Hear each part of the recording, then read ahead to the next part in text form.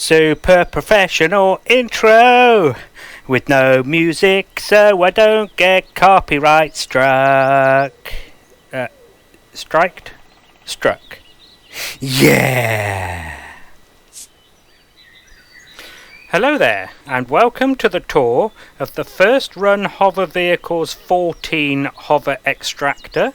My name is Wimp, and I am the Chief Designer, Chief Builder, Chief Architect, and Chief Dumbass of the Open Cockpit Hover Extractor Update project. So this is my top of the line of the first run series mining vehicle, ground vehicle I should say. She is a 3-seat and she has, I'm going to get the drills and stuff out. Now the hazard beacons are on the same custom signal, so fair warning, there's about to be some flashes. Drills, etc. There we go, that's the wrong button. Put my hand back down in the wrong place. So she has 6 mechanical drills. Obviously you can upgrade those to the laser when you unlock them. She has 3 of the drill turrets. These are unlock level 15. Now the laser drills are 20, so that's why I've left them off, because I wanted to keep this as low level, unlock level as I possibly could level. The third one is round the back here, just to help you with any pointies. Now this segues me on nicely to its propulsion, which I do normally start these tour videos with. As you can see, she's got a lot of the large hover engines. So there are 4 there are 4 on by default. And if you activate the mining hovers, let me just turn the drills off just to get rid of that flashy. So we turn on the mining hovers, it'll turn off the default hover engines and turn on the 6 down the center. And what that does, in case you don't know, is it helps stabilize the vehicle on the pointy bits left behind as you're drilling in a hole. If without that, the ones on one side will fight with the ones on the other side for who should be level, and you end up rocking backwards and forths, well, from side to side. It's rather annoying, but that's how you fix it. So there's the 6 down the center. There is also a max lift button under the custom shortcuts here. That turns on the other 4. The other 4 are underneath the main bulk of the vehicle, which is taken up mostly by the container extensions. Now the max lift also includes some of the thrusters as well. There's an extra 1 on each side on the front that turns on, plus the 2 on the outsides on the back. If I turn it off again, it'll demonstrate. There we go. As you can see, she is propelled by all large tier 2 thrusters. Max lift also includes the 6 RCSs, which you can see here. Next is the CPU. So she's a tier 3, just over 29 out of 30, but she can be upgraded to tier 4. So if you look through these shutters here, you can see there are the slots for the CPU extenders. You remove the T3s and the red blocks, as the little screen says, matching on the other side, and that will give you the slots for the tier 4s. There's also a slot here for the pentaxid tank, and you need a pentaxid tank when you upgrade to tier 4 because it does have a shield slot round the back. So again, you remove the red blocks. There we go. Now, it has 3 large generators as opposed to the small ones. They're in here. The core is at the front as well, by the way. Now, these 3 large generators are fueled by 10 of the large fuel tanks. There we go. If I can get in the right place, you can see them all. So there's 2 there, 2 there, and I'm now inside one. I don't know, because I'm too lazy to test, if those 3 generators are enough to power this vehicle with a shield generator on it. I think it is, but only if you're not drilling at the time that the shields are charging.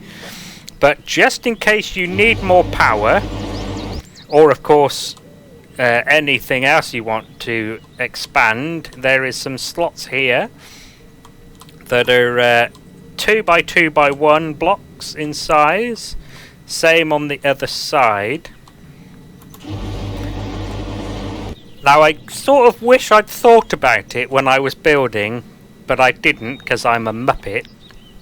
But what I would suggest you do, if you don't need another generator, is you break that decorative block there, the 2 blocks that it's attached to, and then you pick up the 2 container extensions that are behind those 2 blocks and move them into this expansion slot here.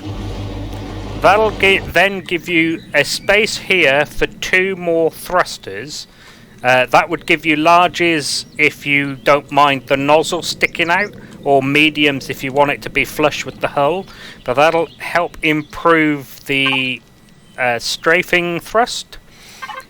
Thrust-wise, it looks like this, with the maximum thrust, maximum lift even off.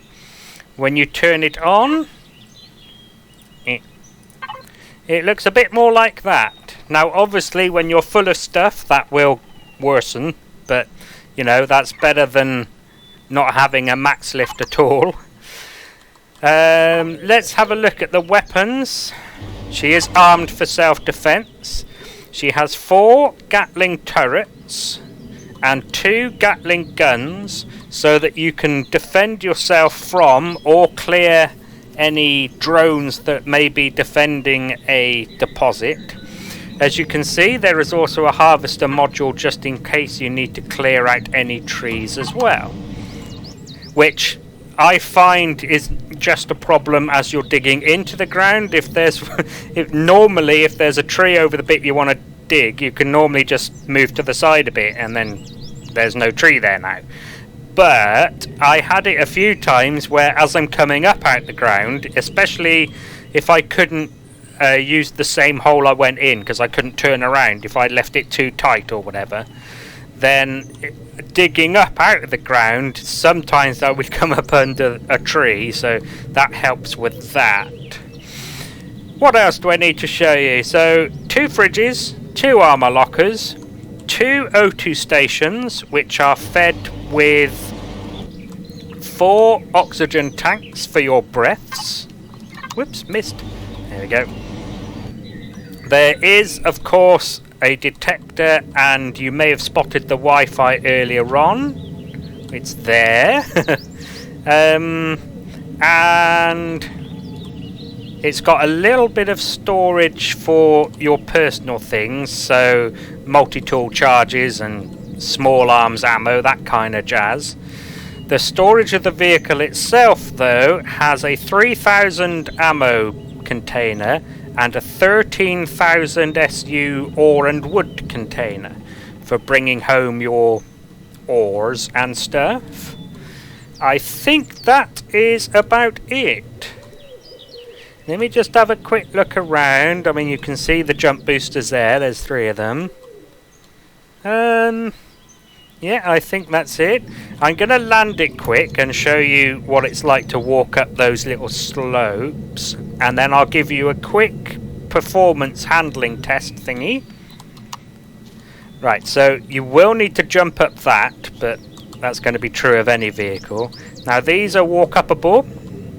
And as you can see, there's a 2-block gap behind the seats, so you can go the entire width of the vehicle, even on slightly uneven ground.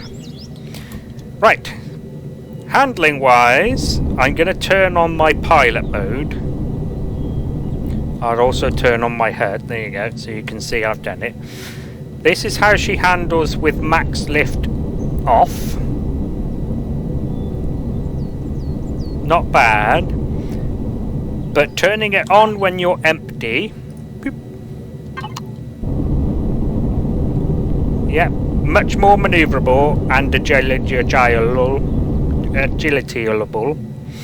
Oh, and I will show you just quick the interior lights, not in GM anymore.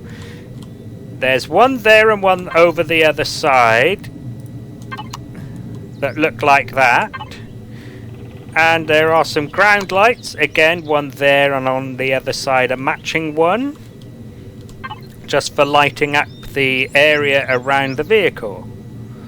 Okay, I think that's everything I need to show you. I don't think there's anything else in there.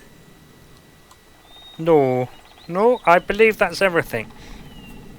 Right, so thank you very much for taking an interest in the HoverExcavator. I hope you get some use out of it and you enjoy it, and I also hope you've enjoyed this video. Hopefully I'll see you either in the other video for this build, the refitting of video, or in a different video for another build. So thank you very much and goodbye.